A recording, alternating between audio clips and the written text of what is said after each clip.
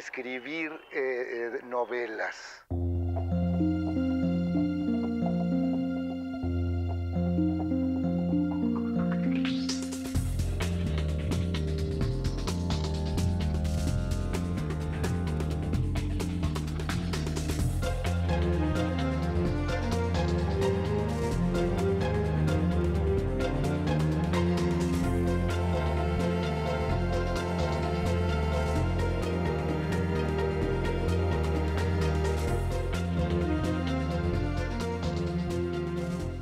Bienvenidos a Página Cero, el lugar donde la palabra cuenta.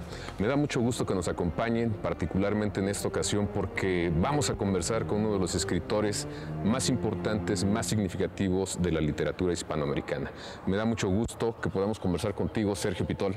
Gracias por aceptar esta entrevista. Javier, muchas gracias. Sergio, en 1957 tú publicaste un cuento. Lo publicó Juan José Arreola. Iniciaste una larga trayectoria, un largo viaje que ya lleva más de 51 años y es muy fructífero. ¿Qué nos cuenta ese escritor que empezó en 1957 publicando ese cuento? En ese tiempo, mi grupo ya tenían libros, obras de teatro puestas en teatros, y yo no tenía idea de escribir. Yo fui huérfano de padre y madre a los 4 años. Viví con mi abuela y un tío. Vivíamos en Potrero, Veracruz, que era muy insalubre. Era muy nocivo el clima. Nocivo el clima. Tenías fiebre, te enfermabas cada rato. Casi no podía ir a la escuela. Pero en la casa, mi abuela era una lectora de todo el día. Algunas veces me decía lo que estaba leyendo. De los rusos, de los franceses, ingleses. Mi abuela me regalaba primero un bulto de libros de Verne. Y el primer libro que leí se llamaba Dos años de vacaciones, que era una novela, el tema de un grupo de 20 o 30 alumnos que tuvieron buenas notas. Sí, les iban a hacer un viaje alrededor de Nueva Zelanda. Los padres los llevaron al barco, pero el capitán y los marineros todavía no llegaron. Y vino un vendaval espantoso, se rompió las amarras y se fue el barco. Inmediatamente, después de la borrasca, buscaron al barco y ya no tenían nada. Y llegaron a una isla, una pequeña isla. Y yo todo creía, ¿no? Que era real. Y a veces lloraba porque los iban a matar o algo así.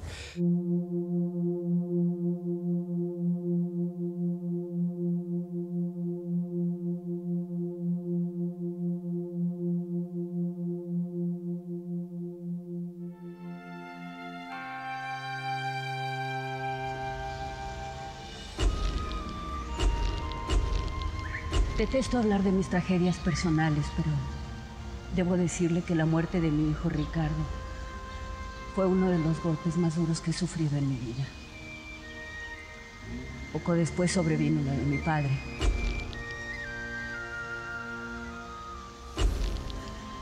De ambas me siento culpable. Por supuesto, no de haberlas causado. Son las dos personas que más he querido. Las únicas, y a eso vamos. Fueron en realidad los hombres en mi vida.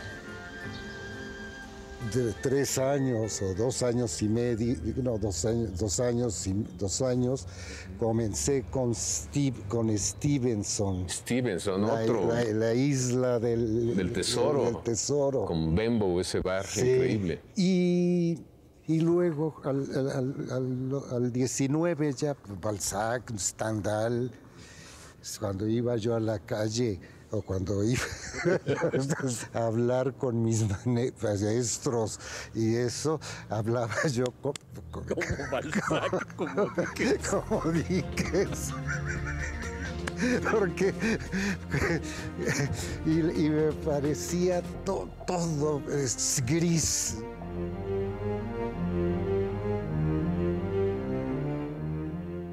Entonces llegué a México, a la Facultad de Leyes, y empecé a oír también las lecturas del Colegio Nacional, sobre todo Alfonso Reyes. Que es toda una literatura en solo, ¿verdad? Literatura, y me encantaba.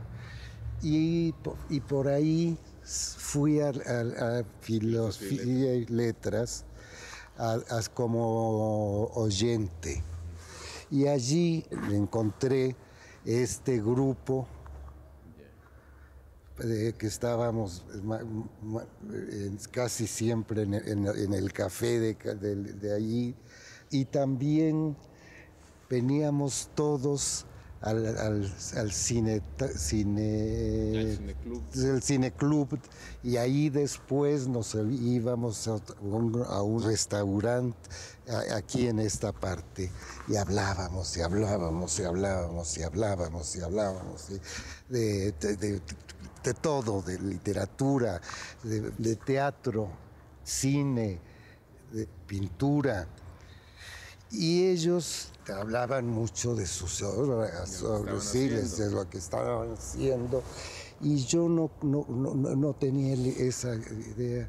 Creía yo que iba a trabajar en una editorial. Tenía yo amigos en editoriales y pensaba, bueno, que hacer una escolaridad ahí para tener yo una plataforma literaria. Sí. Qué increíble. Sí. Y trabajé 2 o 3 años en editoriales. Una vez me pidió, creo que Díez Cañedo, a terminar un libro, una novela, y me fui a Tepoztlán. Tenía yo una casita.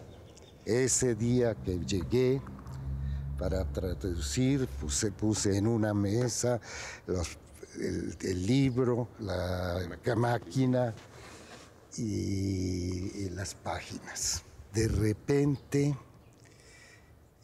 comencé a hacer notas de algunas cosas que me venían de la boca de mi abuela. De la abuela, sí. Y después vi que esas notas, que esos temas, que eso se podía hacer una narración.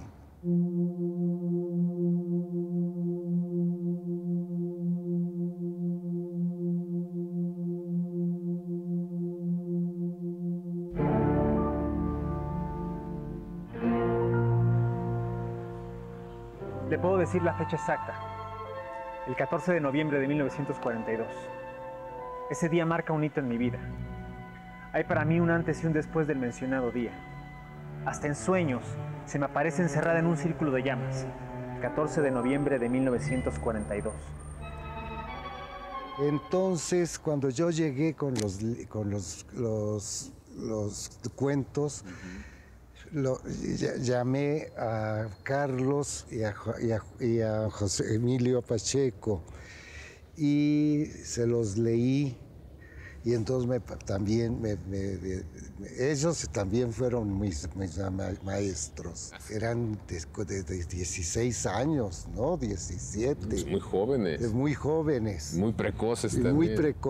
Muy precoces. Y entonces hice un librito chiquitito de muy pocas ejemplares. Que casi no llegaron a las librerías. Yo los regalaba a los amigos. Y dije, ya, esto me quita todas las cosas que han pasado por mi casa. Era como exorcizar el pasado. El pasado, ¿sí? Y dar otro paso. Otra vista. Y entonces dije, esto ya acabó.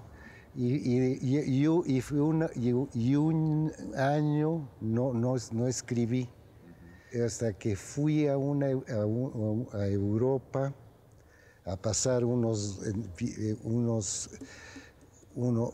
meses que fueron años enormes. Cuando saliste a Londres. Sí. 1961. 61. Estuve en Londres, París y llegué a Roma. Empecé a sentir la necesidad de seguir necesidad como aquella noche, como aquella primera noche.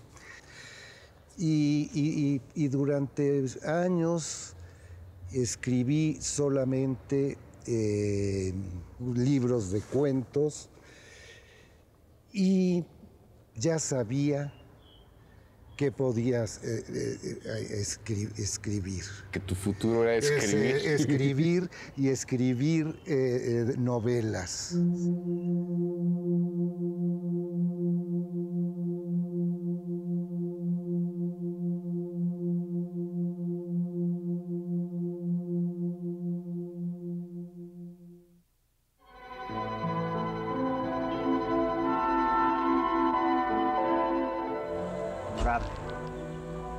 Por desgracia, la mayoría de los literatos no lo son.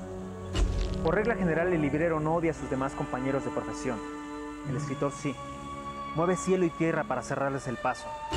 Se dedica a desprestigiarlos, a hacer llover sobre ellos mares de inmundicia, toneles de carroña, cubos de escoria, vil mierda, señor. Si es que uno de llamarle las cosas por su nombre. Y bueno, y también leía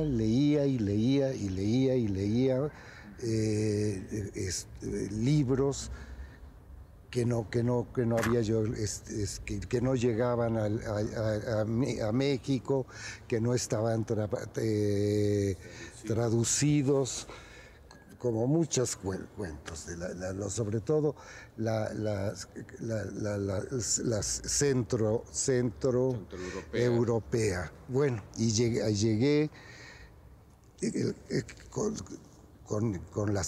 5 novelas a México, a hacer El tañido de una flauta y la trilogía del carnaval. Que es también del vacilón, claro. Sí.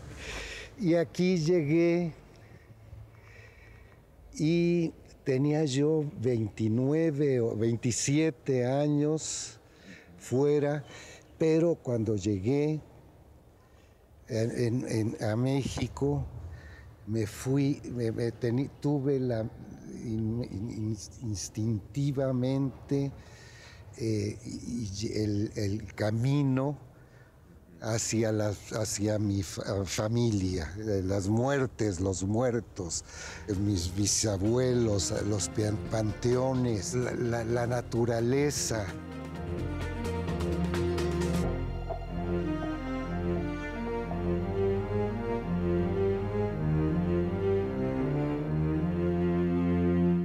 Un homenaje en ocasión de, no a causa de, los 75 años del escritor mexicano y veracruzano Sergio Pitol. Los temas, la capacidad enorme de Pitol de crear una narrativa, la prosa de primer orden, el don de lenguas que le permitió traducir de varios idiomas, incluido el polaco, cerca de 100 obras de la mejor narrativa internacional, la cauda amistosa y la capacidad de generar amistades profundas del autor. Elijo un libro de los muchos posibles para comentar de la obra de Sergio Pitol, El desfile del amor, situado en la década de 1940, Segunda Guerra Mundial, personajes exóticos desde la perspectiva actual y creo que desde la perspectiva de aquel tiempo, los aristócratas destronados o derruidos, los que podrían ser espías o en el peor de los casos podrían no serlo, las mujeres excéntricas que cruzan las habitaciones como queriendo incendiarlas, todo lo que Pitol va creando con una habilidad enorme, con una astucia narrativa y con esa mezcla del sentido, del humor y juego con el melodrama. A lo largo de estos años que he leído de una manera muy reiterativa la obra de Sergio Pitol, uno de los libros a los que vuelvo, junto con El tañido de una flauta y junto también con uno, digamos, reciente, El viaje, es El desfile del amor. No me toca recomendar porque creo que de cualquier manera lo que uno diga no tiene sentido sino con la corroboración del lector. No me toca recomendar El desfile del amor, sino recomendármelo a mí mismo para otra relectura.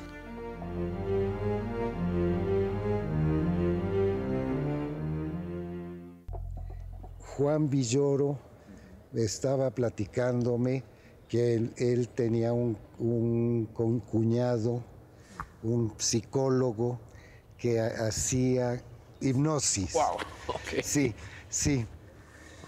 Y entonces fui a Guadalajara, le dije al doctor, que es estupendo, el psicólogo, que quería yo dejar de fumar con la hipnosis, que había yo oído eso. Y entonces fue una tarde extraordinaria. Es un corte de un tiempo a otro. Me dijo antes de eso, que pensara, observara, van a venir unas personas, me dijo. Obsérvela en qué momento fuma. Y algunas cosas así. Y veía yo gentes de la escuela, de la universidad, y de pronto la película se detuvo. Y entonces vi a mi hermano, que tenía 2 años más, y a mí en una como azotea donde había palomares, y llegaban las palomas, y preguntaba yo a mi hermano algo, y no me decía nada, hasta que llegó una señora muy viejita, a decirme que ya tenían que comer. Y entonces vi que estaba yo y mi hermano en un lugar a los que nos llevaron mi tío y a mi abuela, para que no, porque se había muerto mi madre. Y entonces sentí un pánico, un pánico terrible, porque lo que pensé es que ya no, que los habían abandonado. Y entonces sí, fue muy fuerte, muy fuerte, muy fuerte. Me sacó de esta y le dije todo,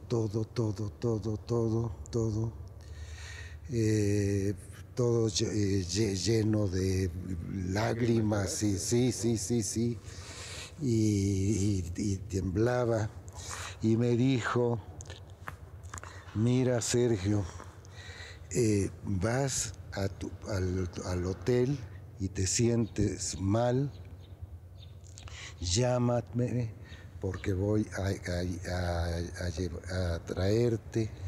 Y no, caminé, llegué al hotel y todo era sí, catártico, algo que se salía, que tenía yo todo.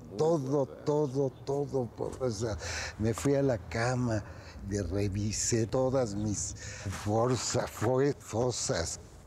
Me fui a Jalapa y cada vez me sentía muy bien y me entendía. Comprendía muchas cosas que habían pasado en mí, como corazas, ¿no? Claro. Y entonces empecé a escribir otra vez.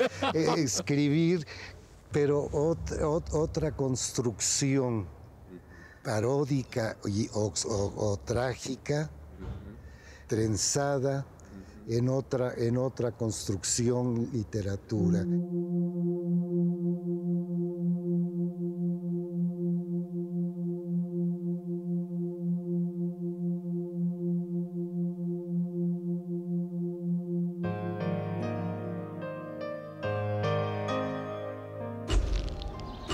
Una fiesta que tenía como propósito arruinarle la noche a alguien debía por fuerza acabar mal. Pensaba yo exponer la incultura de tu tía Eduviges ante todo el mundo, convertirla en la chusca del Minerva, la tonta de México, el hazmerreír del momento. El desastre sobrevino después. Y la única castigada resulté yo.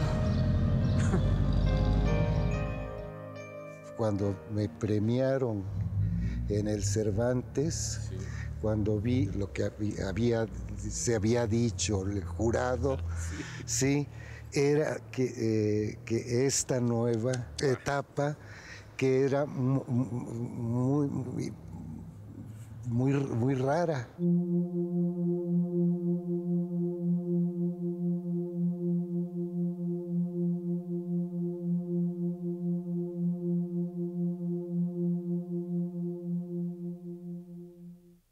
Pues muchas gracias por habernos acompañado aquí en Página Cero. Fue un privilegio conversar con Sergio Pitol, un escritor que ha ensanchado, que ha enriquecido nuestra literatura con espléndidas novelas, con cuentos insuperables y con traducciones que realmente nos han dado muchísima formación. Gracias y yo lo espero aquí la próxima semana.